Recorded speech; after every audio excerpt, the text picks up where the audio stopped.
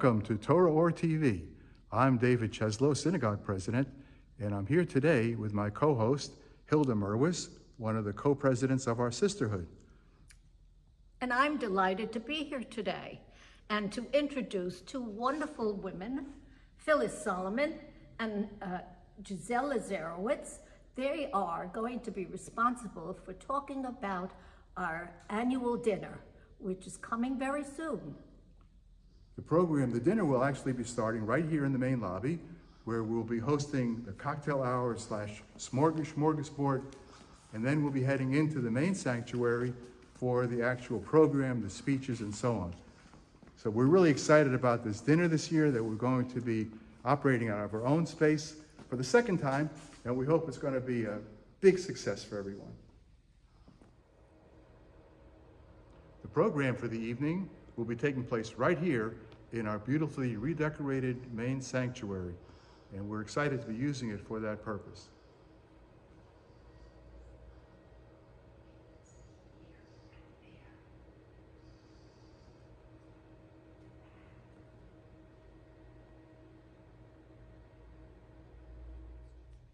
We're now in the Simcha Hall, where we'll be hearing all about the exciting menu and the banquet and so on, and I'm turning it over to my co-host, Hilda Merwis. Thank you, David. And that was a wonderful short tour. I think we all appreciate that. And I'm turning now to Giselle and Phyllis, who are the co-chairs of this year's annual dinner. And how wonderful it is that you've taken that on. Tell us. That's okay, you could thank me later.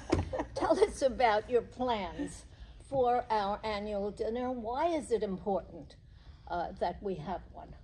Okay, first I would like to thank Hilda for such a wonderful introduction. And I want to just tell everybody that our annual Torah Ohr dinner will be held on February 5th, 2023 in our beautiful Simcha Hall. Our very deserving awardees were selected by what they've contributed throughout the years in making Torah Ohr more successful. Andrea and David Dolney, Mira and Heschel Sennett, and Clara and Dr. Jonas Weiser, who was a past president. We are expecting an exceptional turnout this year. Once again, Bella Adler agreed to be MC. She did an incredible job last year and kept everyone on schedule. As shown last year, having the dinner on our premises permitted our guests to spend more time socializing. People stayed longer, past the benching and dessert, and didn't want to leave. We are expecting the same type of camaraderie this year. Invitations will be sent out by December 21st. Get your paid reservations in quickly. It's due January 13th. Tables will be a maximum of 12 people per table. Make sure everyone is in agreement when sending in your response cards. Our beautiful Simcha Hall can safely seat approximately 300 people. This will enable servers to be able to pass through easily. Because we are expecting a sellout crowd, we don't want to turn anyone away. We will be setting up additional tables in our lobby with video screens enabling you to see and hear everything with the identical menu that is being served in the Simcha Hall. Our annual dinner is a major fundraiser for our synagogue, supporting all the different shul programs throughout the year. This benefits our entire membership. Could you tell us again, because you're expecting an overflow crowd, and that's wonderful. Of course, they have to respond the way you've asked them to. Could you explain again what that means? How will they know what's going on? And I love the name Simcha Hall. Isn't that great? I think it's a wonderful name. Well, we I'm named glad David picked it up too. Well, we named it a Simcha Hall because that's exactly what we expect to have here, simchas. And that's part of our community. We want happiness, camaraderie, and just an achdus throughout our entire community and shul. So just talk about that overflow. What are they going to be able to listen to? Okay, so the overflow will be after we've reached the maximum that we can hold in the Simcha Hall, which is 300. We expect people to respond ASAP, enabling them to be in the proper Simcha Hall. The overflow will be held in the lobby, which will be set up with video screens, and they will be able to hear and see everything that will be held in the Simcha Hall itself. And they will also be served the exact same menus. They will not be left out of anything. So if you want to be in the Simcha Hall itself, make sure you get your reservations in as quickly as possible. Well, what's the cutoff date for that? The cutoff date, as we mentioned, is January 13th. All reservations that are coming in must be paid for. We will not take any unpaid reservations. Please use the response cards in the invitation to list your seating requests.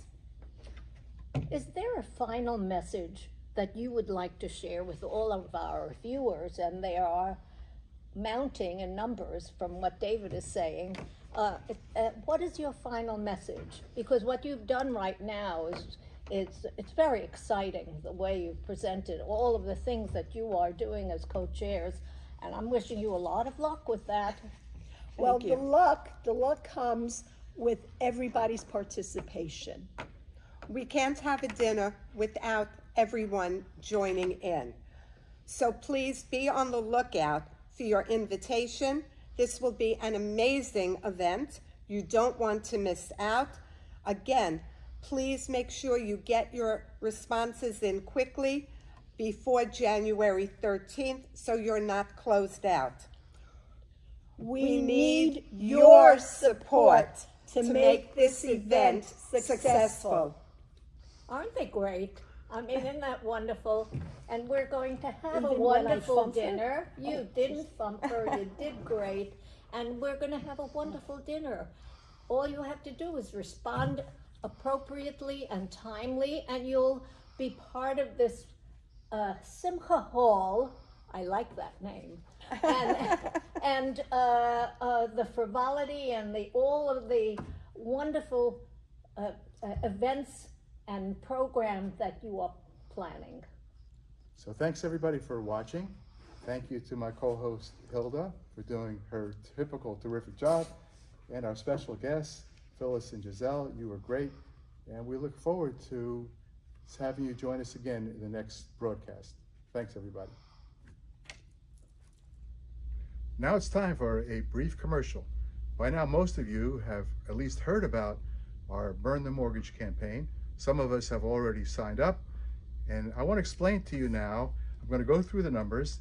I have some ladies who are here with me, so they're going to nod if they understand the numbers, because I don't want to go too fast, but it's important that the numbers are covered. So our mortgage, when we built our building, we had to borrow money to make it happen. We actually wound up borrowing less than we had expected to, because our members are very generous, and we only needed to borrow $1,340,000.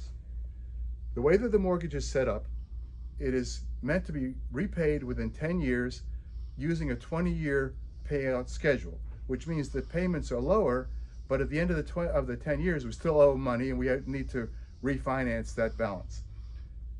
The mortgage started out with a 4.25% interest rate, which means our monthly payments are scheduled $7,604 per month, and that's intended to run during that 10-year period. However, our mortgage is an adjustable rate mortgage. The first 5 years are a fixed rate, and then they can go up, which means in June of 2027, less than 5 years from now, the mortgage rate can go up, and it will go up, because the mortgage rate at that time is based upon a certain federal rate plus a minimum of 3%. And if the rate which is in force right now is the rate that will be prevalent at that time, the interest rate on our mortgage, instead of being 4.25%, is going to be 8.25%. Big difference. So let's see what happens in the first 5 years, okay? The first 5 years, we're paying $7,604 per month, and that's times 60 months, right? Anybody who's ever bought a car with a loan, 60 months, 5 years, over a 60-month period, we will have paid $456,240. Ladies, you following me? Okay, they're nodding their heads, they're following. We have paid out $456,000.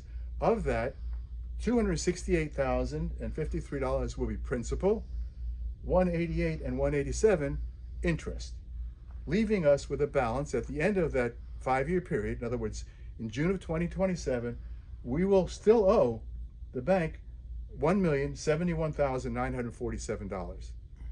Okay, everybody got that? So we'll have been making payments for 60 months.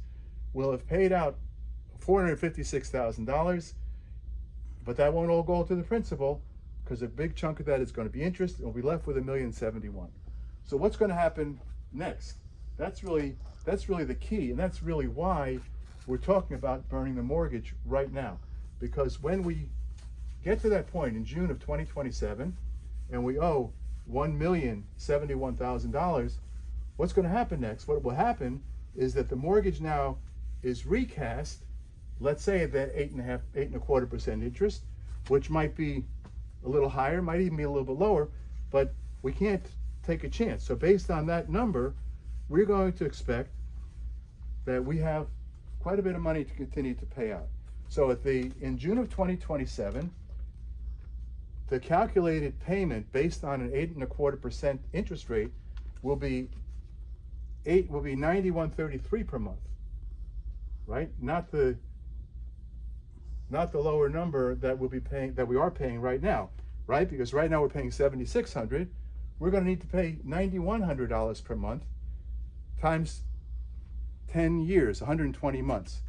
So at the end of 120 months, we will be, so this is times 120 months, and we will be paying $1,095,960 over that 10-year period. So if our mortgage is $1,071,000, we paid out $1,095,000, that would be great. Unfortunately, that's not all principal. That's principal and it's interest. The principal that we'll be paying out is going to be $355,000, and the interest, listen to this one, $740,000 and $8. That's the interest portion, which means at the end of 10 years, paying $9,000 a month, we'll still owe $715,000. $715,995 to be exact. So that means that in a period of almost 20 years, a mortgage of $1.3 million, we still owe $715,000, and we've paid in almost $2 million in principal and interest. That can't work. That's a big problem for a shul like ours, that we need to saddle ourselves with debt like that. So we've gotten started already paying back, because the sisterhood kicked it off by giving us a $25,000 contribution from their reserve, a $25,000 contribution to start it. A number of our members have already signed up, some of them for the $500 a year for 3 years, some for $300 a year for 5 years. Some actually have given us large lump sum payments. We've also received a small amount of money as through COVID relief for repaying some of the payroll taxes that we paid. We've already made a payment of $50,000. This week we're going to be putting another $100,000. That means we'll have paid up $150,000 of principal right now, but at this time, everybody, all the members have to get together.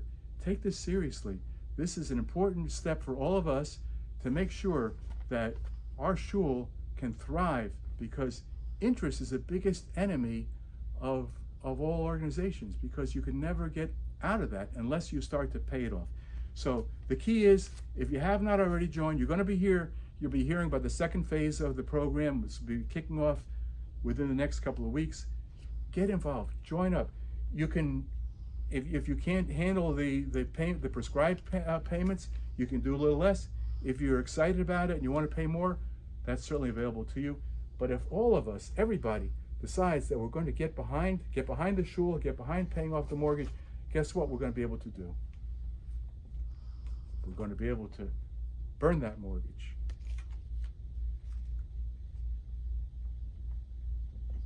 Thanks for watching. And of course, we need to thank Fred Hadley, who did his normal, terrific job of setting up, because Fred is not just a face behind the camera. Fred really organizes, so if you like the way that we've been handling ourselves, moving around, the setup and so on, that's really Fred. So Fred is owed a tremendous debt of gratitude by the shul. He's always there for us. Fred Hadley, we're very happy to be working together with you.